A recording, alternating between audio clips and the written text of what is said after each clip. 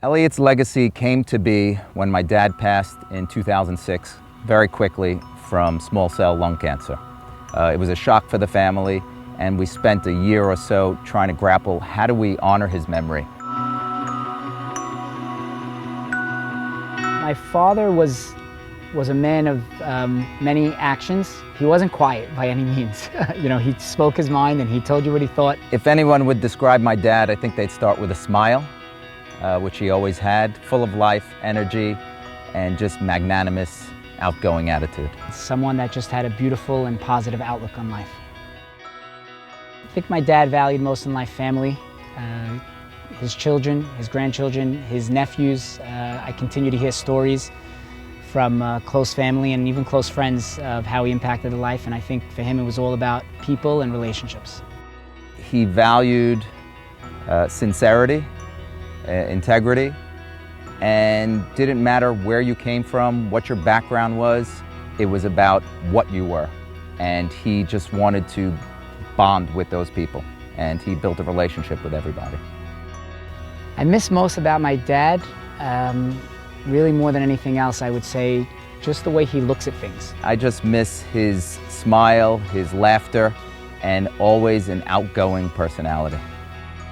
So Elliot's legacy came to be, I remember it vividly. We were sitting by my cousin Jamie's house talking about what we should do, what type of event we should do in memory of my dad. And we said Dad would love a kite flying festival with a family carnival intertwined.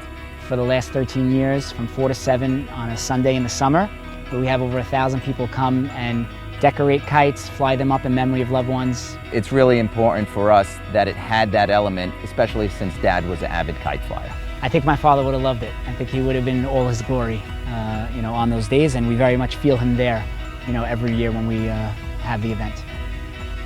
So I think it's important to give back to LCRF and be involved with them, because when something hits so close to home, I think the best approach to dealing with that, both from a mourning perspective as well as an activist perspective, is to get involved in that thing that hits your family. And in our case, our father passed away from small cell lung cancer, and unfortunately lung cancer is the #1 killer cancer in the world, more than all the others combined. And the reason for that is because there's just not enough research of how to prevent it.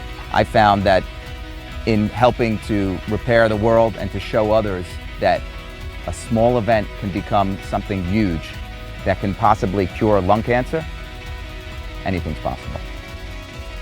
So for those of you that are enjoying the event for the first time or for the 13th time, I'd say take a moment, look at your child's face or your grandchild's face as they're flying that kite, look at the relationship that you have, and just enjoy where you are at this moment. If you start something like this, you'd be blown away at what could happen, and you can have a legacy as well. And that legacy, for us, God willing, one day will be a cure for lung cancer. That should be Elliot's legacy.